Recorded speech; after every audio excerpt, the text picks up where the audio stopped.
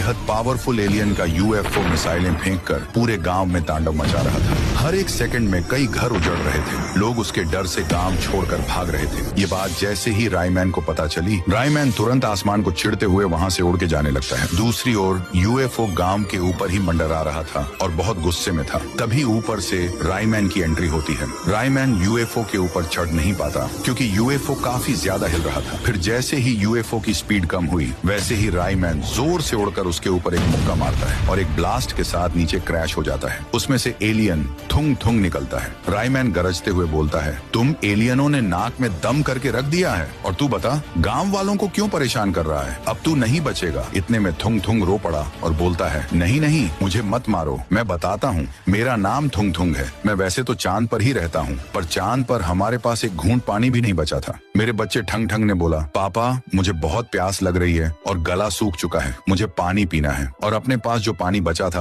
वह भी खत्म हो चुका था। फिर मैंने ठंग ठंग को बोला, बेटा तू जरा भी चिंता मत कर, हमारे उपग्रह में पानी नहीं है तो क्या हुआ, उन इंसानों की पृथ्वी पर बहुत पानी है, चल हम उधर जाकर पानी पियेंगे। फिर हम दोनों अपने अपने यूएफओ में बैठकर पृथ्वी जाने के लिए बढ़े, यानी यहाँ पर। हमको इधर का कुछ पता नहीं था, इसलिए हम एक गांव में आ उतरे। वहाँ एक गड्ढे में पानी था। उस टाइम पर हमें बहुत प्यास लगी थी, इसलिए हम सीधा पानी पी रहे थे। इतना सारा पानी देखकर हम खुश थे, पर तभी चिल्लाने की आवाज आई। वहाँ व्हाइट 444 और पुष्पा नाम के दो इंसान थे। वे हम पर गुस्से से बोले, ऐ लकड़ी जैसे इंसान, क्यों रे, कहाँ से आया तू और हमारा पानी क्यों पी रहा है? पूरा पानी गंदा कर दिया। पर मैंने उनसे माफी भी मांगी, हमें माफ कर दो, हमारे ग्रह में पानी की थोड़ी दिक्कत है और बहुत प्यास लगी है, हमने बस 2 ही घूंट पानी पी है, हमें जाने दो। फिर पुष्पा बोला, क्यों भाऊ, अपने को ये बड़ा वाला एलियन ताकतवर लग रहा है, अगर हम इसके बच्चे को पकड़कर बेचेंगे ना तो पैसा ही पैसा होगा। ये बात सुनकर हम डर के मारे यूएफओ के अंदर बैठकर वहां से जाने लगे। हम काफी तेजी से वापस चांद की तरफ बढ़ रहे थे